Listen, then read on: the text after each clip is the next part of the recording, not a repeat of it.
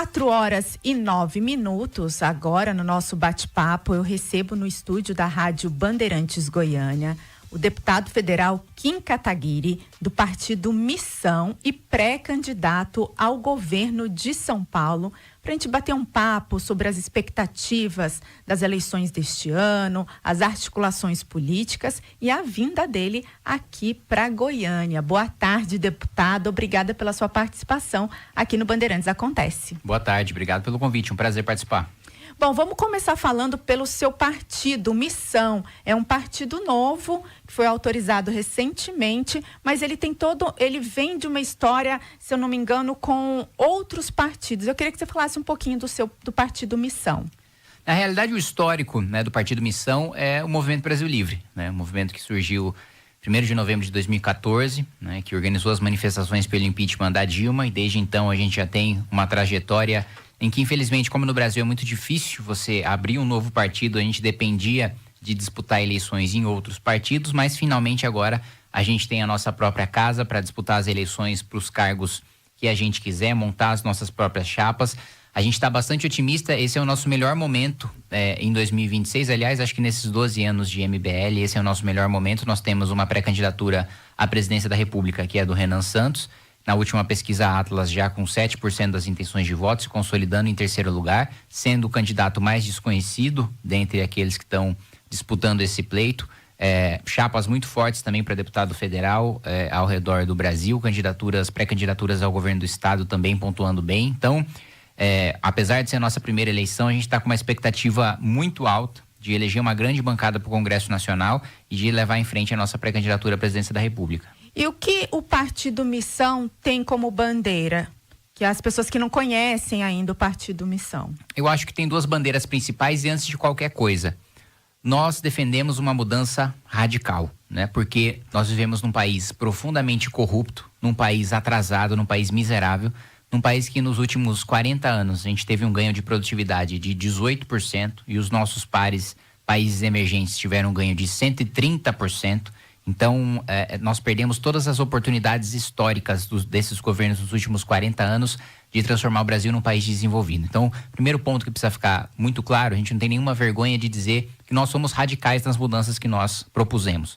A gente defende, como uma das principais bandeiras, de fato uma declaração de guerra literal, não retórica, contra o crime organizado e a retomada de territórios. A gente defende que seja decretado estado de defesa no Brasil, para que as nossas Forças Armadas auxiliem as polícias estaduais para retomar cada centímetro do território brasileiro. Não dá para a gente ter 40 milhões de brasileiros vivendo reféns do crime organizado, não dá para a gente ter verdadeiras instituições paramilitares, que são hoje as organizações criminosas, A gente tem o PCC, a gente tem o Comando Vermelho como as duas maiores, e infelizmente 40 milhões de brasileiros vivendo nesse território e são pessoas que não se sujeitam às leis brasileiras, são pessoas que não se sujeitam ao ordenamento jurídico brasileiro, são pessoas que têm um tribunal do crime próprio e que, portanto, a gente defende sim, primeiro, nós não queremos matar nenhum desses faccionados que estão ocupando esse território, nós queremos prender.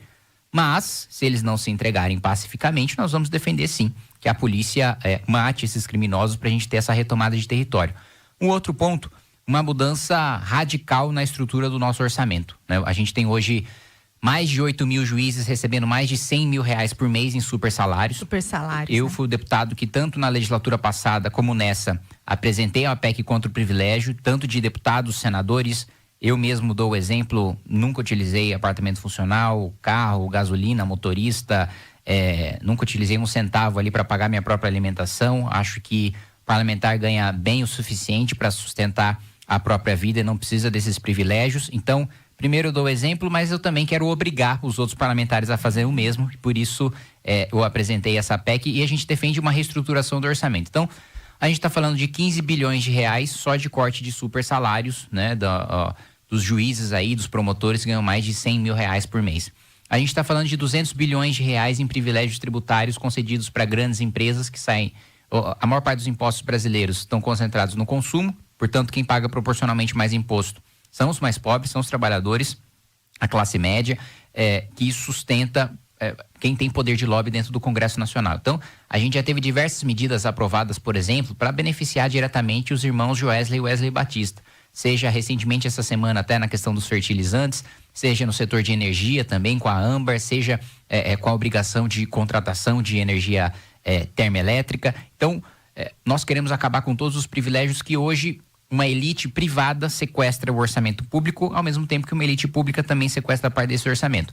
E isso inclui-se os deputados. 60 bilhões de reais de emendas parlamentares que, em regra, são pessimamente aplicadas, né? O nosso pré-candidato Renan Santos tem rodado os menores e mais pobres municípios do país, mostrando que tem muito município que tem 5, 10, 15 mil habitantes, que não vive de receita própria, que vive do trabalho dos outros municípios, da arrecadação dos outros municípios, e que vive de emenda de deputados, que mesmo com o município tendo 80% de pessoas vivendo no esgoto, sem saneamento básico, contrata o show do Wesley Safadão, em vez de mandar para construir o esgotamento para levar água tratada para essas pessoas. Então, só nessa brincadeira aí a gente já está falando de praticamente 300 bilhões de reais de recursos que a gente deveria utilizar para fazer investimento, para construir a maior rede ferroviária do Brasil, para construir a maior rede.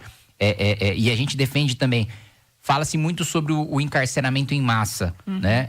Nós temos que encarcerar mais, porque é uma quantidade, e existem amplos estudos acadêmicos demonstrando que é uma quantidade pequena de criminosos que cometem a maior parte dos crimes, né? Tem a regra de Pareto ali de 80% está concentrado em 20%.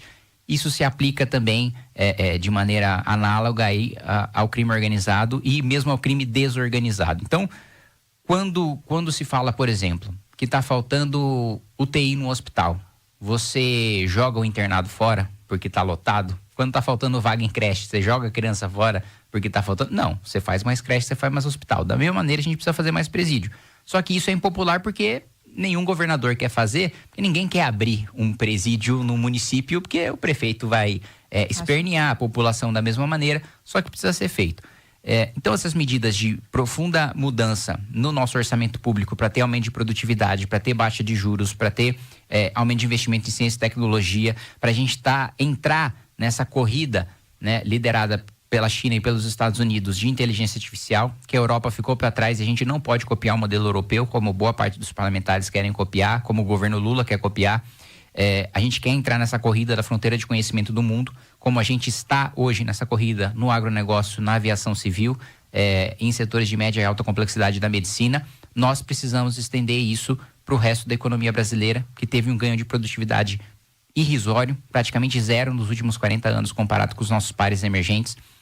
Então, em suma, nós vivemos aí num país profundamente corrupto, governado por pessoas profundamente incompetentes e que fazem de refém a população brasileira há muitas décadas.